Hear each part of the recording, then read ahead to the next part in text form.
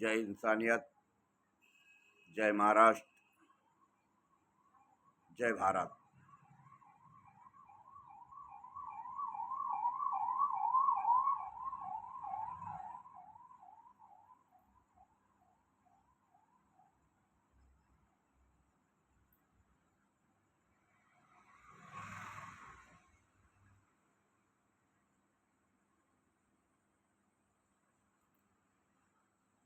किसी भी देश का राजा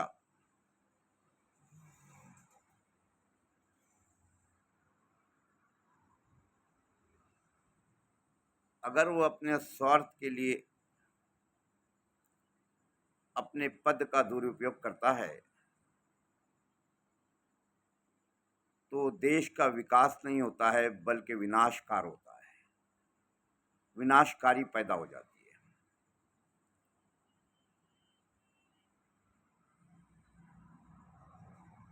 खुद के स्वार्थ के लिए देश की एकता और अखंडता बिखर जाती है।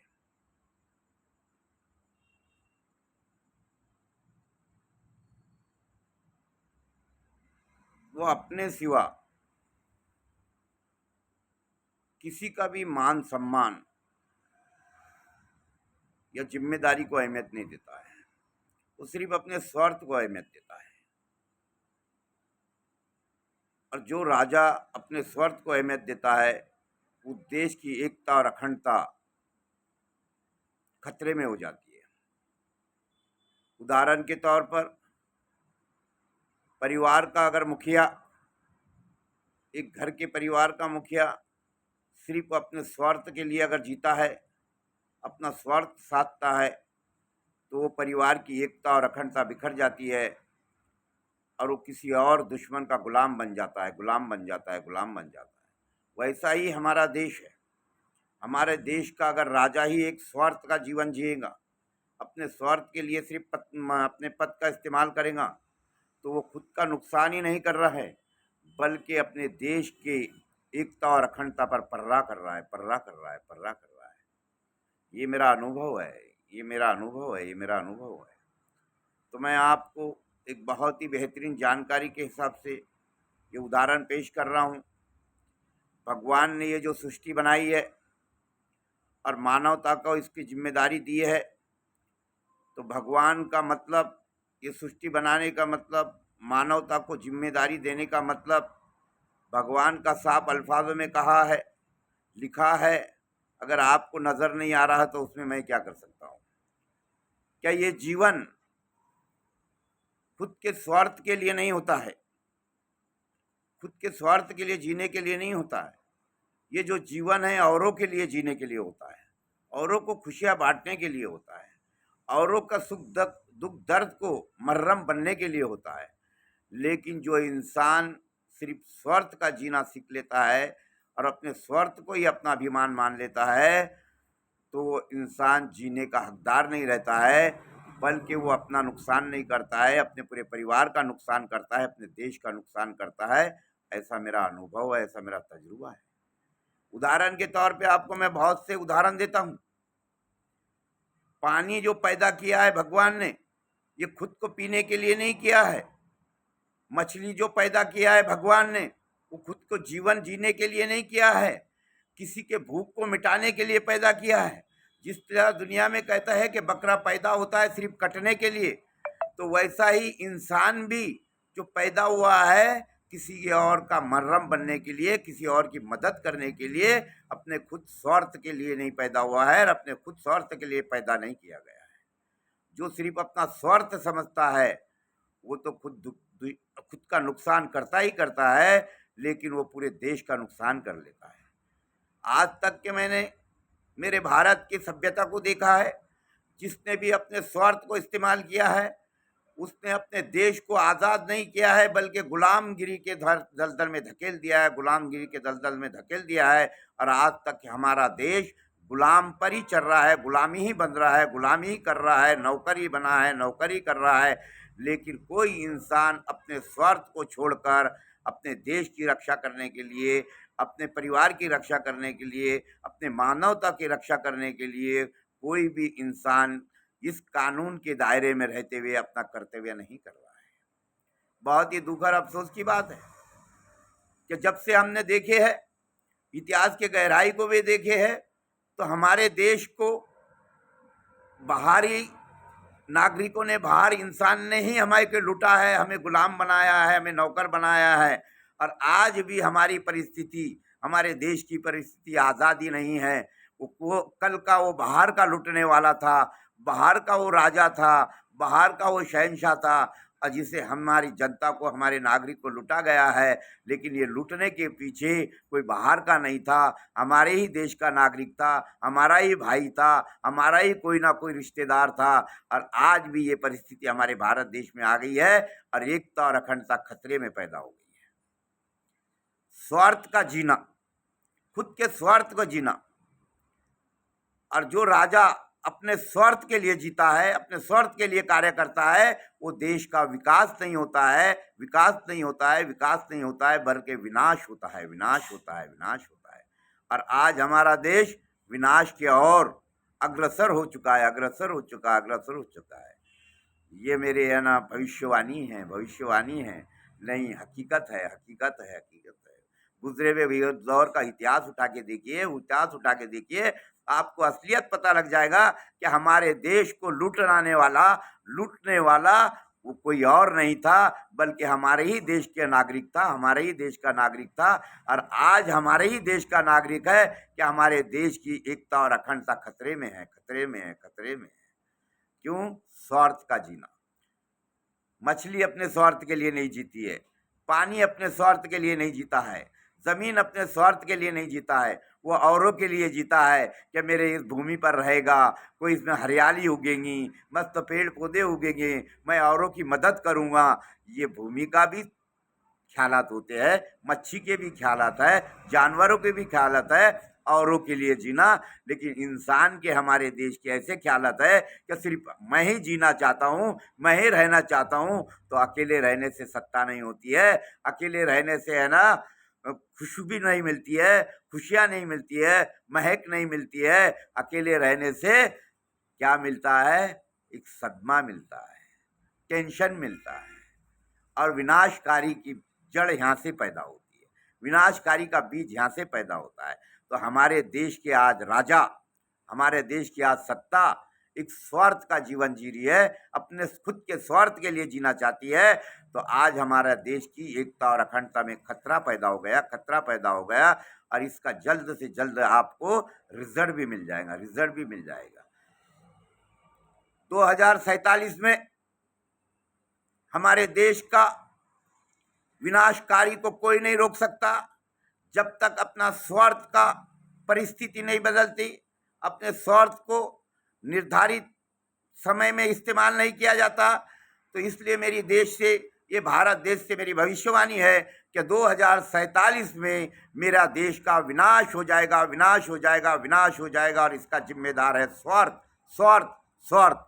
जो अपने स्वार्थ का इस्तेमाल करके अपने देश की रक्षा नहीं कर सक रहा, अपने जवानों की रक्षा नहीं कर सक रहा, अपने नागरिकों की रक्षा नहीं कर रहा, सिर्फ वो अपना जीवन जीना चाहता है, अपने पद की गरिमा को जगाना चाहता है, अपने घर पद की गरिमा को कायम रखना चाहता है।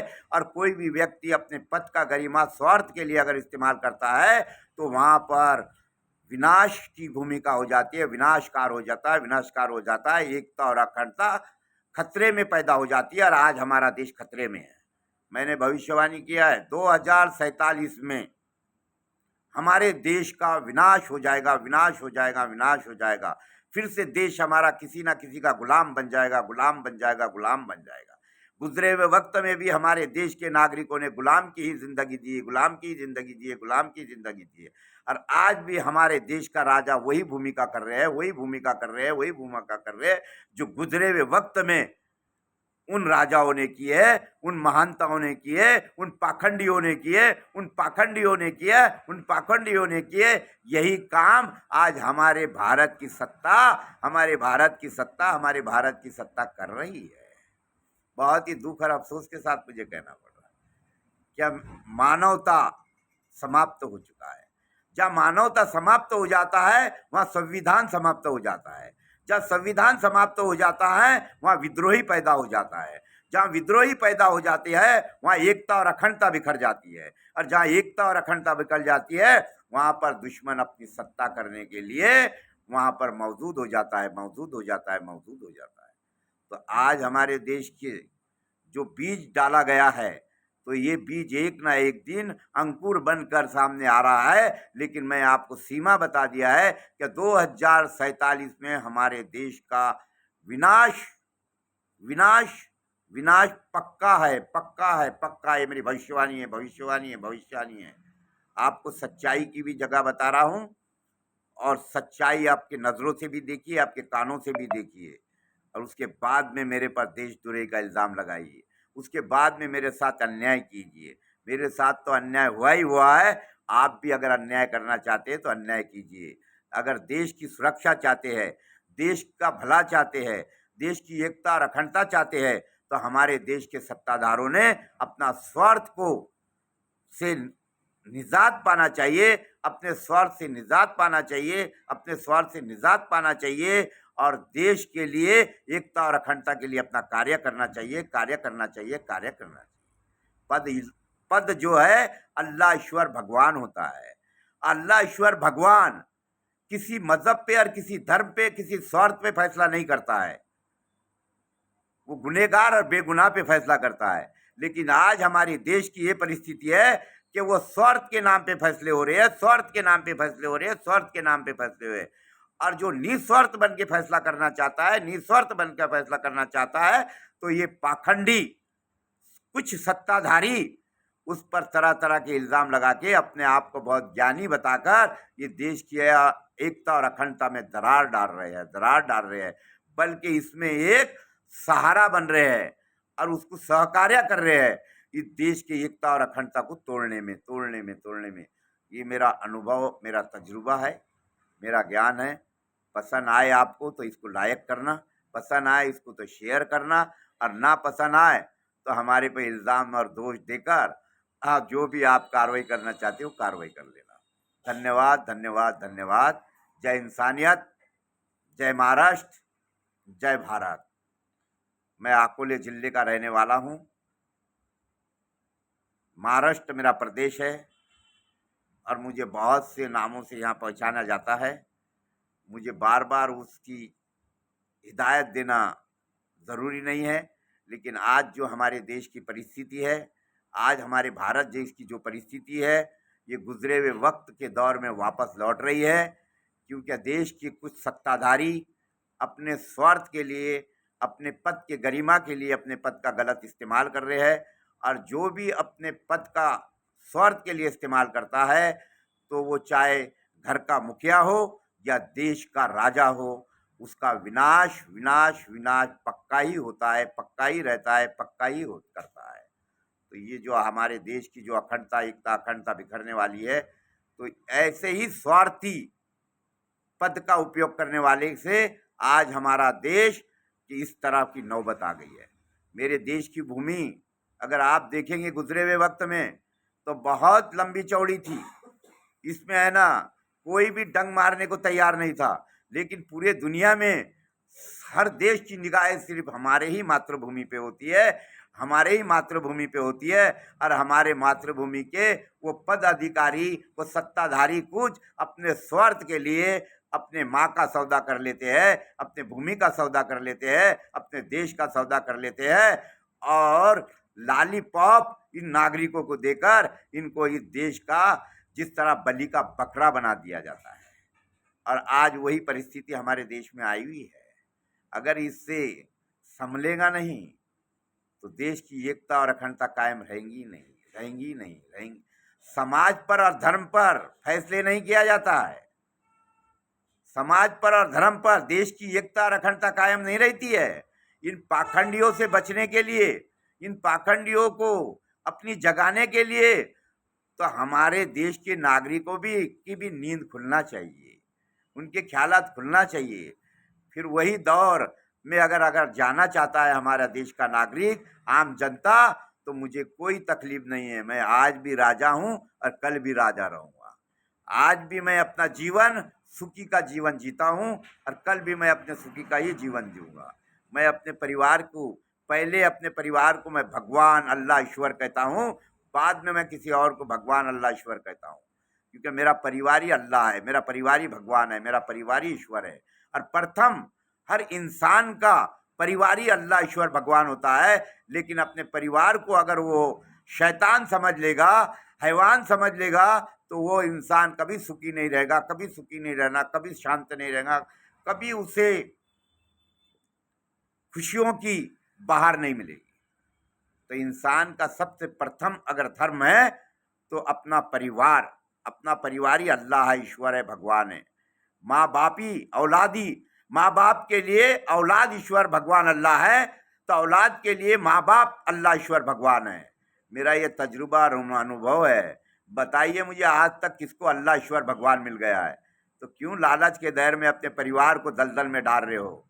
तो इसी तरह हमारे देश के कुछ पाखंडी नेता, कुछ पाखंडी धर्मगुरु हमारे देश की एकता और अखंडता में दरार डालने के लिए बहुत माहिर हो गए हैं। तो ये जनता ने अपने होशो हवास में रहकर ऐसे पाखंडियों का मुकाबला करना चाहिए, ऐसे पाखंडियों की अपनी जगह बताना चाहिए। लेकिन सबसे पहले कर्तव्य आम नागरिक, आम जनता का है।